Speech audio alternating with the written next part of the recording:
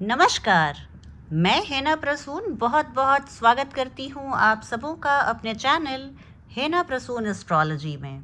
आइए ज्योतिष के एक नए कार्यक्रम में आज चर्चा का विषय रहेंगे सूर्यदेव। जैसा कि हम सभी जानते हैं 17 अक्टूबर 2021 को लगभग दोपहर के 1 बजे सूर्यदेव राशि परिवर्तित कर रहे हैं और अब वो अपनी साइन ऑफ डेबिलिटी यानी अपने नीच राशि तुला राशि में प्रवेश करेंगे।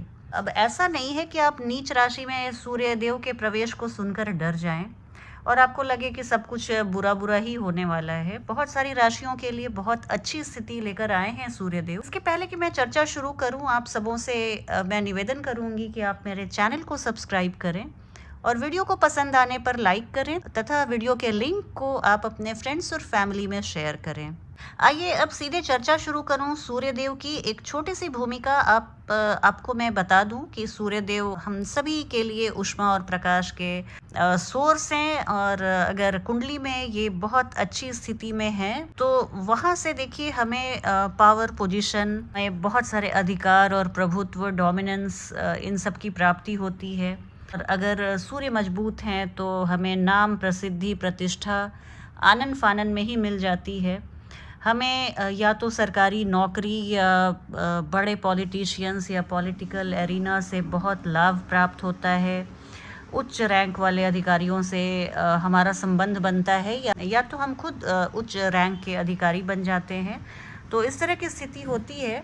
और इसके अलावा मैं एक बात और बता दूं कि मंगल ग्रह की राशि मेष राशि में सूर्य उच्च के होते हैं और तुला राशि में वो अपनी नीच अवस्था में आ जाते हैं। सभी हम 12 राशि वाले लोगों के लिए जो स्थिति बन रही है, जब नॉर्मल साल के इन महीनों में जब सूर्य देव अपनी नीच राशि में तुला राशि में आते हैं तो आप देखेंगे कि थोड़ी सी इन जनरल असंतोष की भावना लोगों में पनप सकती है।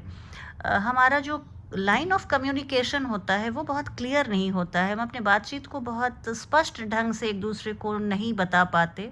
इसके अलावा आप अपने मान सम्मान को लेकर चिंतित हो सकते हैं या आपको लगेगा कि मैं जितना डिज़र्व करता हूँ उतना मुझे नहीं मिल रहा। इसके अलावा आप थोड़े से सेल्फ सेंटर्ड हो सकते हैं, आत्म केंद्रित हो सकते हैं। आपको ट्रैवलिंग की इच्छा जागृत हो सकती है। आप किसी नई संस्कृति नई जगह को देखना चाह सकते हैं। इसके अलावा आप देखिए तो एक चीज़ है कि आपके प्रयासों में थोड़ी सी अधिकता दिख रही है। इन जनरल आपको ऊर्जा या जीवन शक्ति में कमी का एहसास हो सकता है। हालांकि इस नियम को आप रूल ऑफ थंब नहीं मान सकते। हर कुंडली अलग अलग होती है। हम सभी की कुंडलियों में सूर्य अलग अलग डिग्रियों में अलग अलग भावों में होंगे तो उस हिसाब से हमें अलग अलग फल मिलेगा। मैं एक बहुत मोटे तौर पे बात बता रही थी।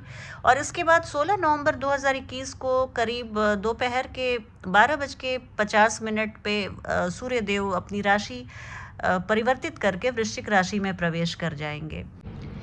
आइए बात करती हूँ वृश्चिक राशि वाले लोगों के लिए सूर्य का तुला राशि में वर्तमान में गोचर क्या परिणाम लेकर आया है। तो देखिए वृश्चिक राशि वाले जातकों के लिए सूर्य आपके दशमेश होते हैं, दशम भाव के स्वामी होते हैं और दशम भाव आपके कार्य क्षेत्र का होता है, आपके जॉब का होता है, एम्प्लॉयमेंट का होता है। दशम भाव के स्वामी अभी वर्तमान में आपके 12वें भाव में गोचर कर रहे हैं। 12वां भाव आपके खर्च और विदेश भ्रमण का होता है। यहाँ से निसंदेह आपकी एक्सपेंडिचर बढ़ने वाली है और आपके पर्सनल फ्रंट के साथ साथ प्रोफेशनल फ्रंट में आप बहुत बोल्ड और साहसी बन के उभरेंगे। इस साहस में देखिए एक धागे भर का फ़र्क होता है कि आप दुस्साहसी मत बन जाइएगा। और एक बात और है, जो लोग एमएनसी में काम करते हैं, मल्टीनेशनल कंपनीज़ में काम करते हैं, उनके लिए ये एक बहुत ही वंडरफुल टाइम पीरियड रहेगा। इसके दौरान आप अपने को बहुत रिलैक्स्ड और बहुत स्ट्रेस फ्री महसूस करेंगे। सरकारी कर्मचारियों की बात करूं तो ये उनके लिए थोड़ा सा परेशानी भरा समय रह सकता है। आप अपने सीनियर्स और वरिष्ठों से अपमानित हो सकते हैं या उनका कोप भाजन बन सकते हैं, उनके डांट का सामना करना पड़ सकता है। इस दौरान आप अपनी नौकरी को भी बचाए रखने के लिए पूरी तरह से प्रयासरत रहें तो बहुत अच्छा है। नौकरी खोने का डर आपको बना रहेगा, इसलिए आपको सलाह दी जाती है कि आप अपने प्रोफेशनल लाइफ में बहुत अलर्ट रहें, किसी भी तरह की मगजमारी, बहस, इन सब स्थितियों से बचें। और कार्यालय की राजनीति जो होती है, ऑफिस पॉलिटिक्स होती है, उसमें आप बिल्कुल भाग लेने से बचें, हिस्सा उसका ना बने। जो लोग अपने व्यवसाय और कारोबार को चला रहे हैं, जो बिजनेसमैन हैं, बिजनेस वुमेन हैं, उनके लिए थोड़ा सा अनप्रोडक्टिव टाइम रह सकता है, कुछ अनप्रोडक्टिव एक्सपेंडिचर्स हो सकते हैं। ऐसे अनावश्यक खर्चे जिस आपकी कंपनी के सेहत पे, फाइनेंशियल हेल्थ पे फ़र्क पड़ सकता है, ऐसी कुछ आपसे आप खर्च कर सकते हैं। हालांकि अगर आपका व्यवसाय विदेशी बाज़ार से जुड़ा हुआ है, फॉरेन मार्केट से जुड़ा हुआ है, तो आपके लिए बहुत ही अच्छा समय है। आपका कार्य हो सकता है थोड़ी धीमी गति से हो, लेकिन आपको आपके कस्टमर्स और क्लाइंट्स से बहुत अच्छा आप मुनाफा कमा पाएंगे, बहुत अच्छा प्रॉफिटेबल टाइम रहेगा। आपको ज्योतिषीय सलाह दी जाती है कि काम से संबंधित किसी भी लंबी दूरी की यात्रा से बचें, बिजनेस टूर्स पे जाने से बचें, क्योंकि इस अवधि के दौरान आप कुछ अनप्रोडक्टिव जर्नीज़ कर सकते हैं, अनप्रोडक्टिव ट्रैवलिंग हो सकती है और आप बिना किसी योजना के किसी भी कारोबार पर व्यय कर सकते हैं।